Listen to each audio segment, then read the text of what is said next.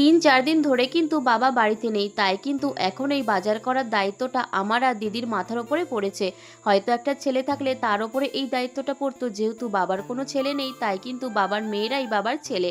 Hello everyone, কেমন আছো তোমরা সবাই? আমার নতুন একটি ভিডিওতে তোমাদের সকলকে স্বাগত।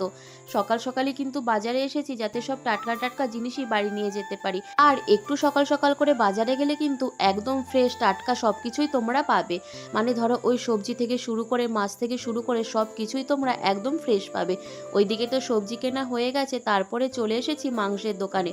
যেহেতু আজকে আমার বাড়িতে বর্দি আসবে তাই কিন্তু ভাবলাম যে একটু মাংস নিই। মাছ কিন্তু সেরকম একটা কিনতে পাই না, যেহেতু মাছ আমি এর আগে কখনো সেরকম কিনিনি, তাই মাংসটাই এনেছি। বাবা থাকলে হয়তো মাছ ভালোভাবে বেছে তারপরে আনতো। তবে আজকে বাজারে গিয়ে একটা কথা খুব ভাবছিলাম যে ইস, মাছ কেনাটা যদি ভালোভাবে শিখে যেতাম তাহলে সকালবেলায় একটু মাছও কিনতে পারতাম। চলো এদিকে তো বাড়ির রাস্তায় চলে এসেছি, বাড়ি গিয়ে তোমাদের সাথে শেয়ার করি যে কী কী কিনেছি। দেখো প্রথমেই কিন্তু সবার জন্য এনেছি মাংস, আর তার সাথে কিন্তু এনেছি একটু কচুর লতি, কাল এটা চিংড়ি মাছ দিয়ে রান্না করা হবে। আর তার সাথে কিন্তু এনেছিলাম ভেন্ডি, আমার ভাগনা ভাগ্নি কিন্তু ভেন্ডি খেতে খুব ভালোবাসে। আর কিনেছিলাম 500 মতো পটল, ওইদিকে হাতে ধরবে না বলে একটুখানি দেখালাম। আর তার সাথে এনেছিলাম কটা ঝিঙে, আজকের মতো এটুকু।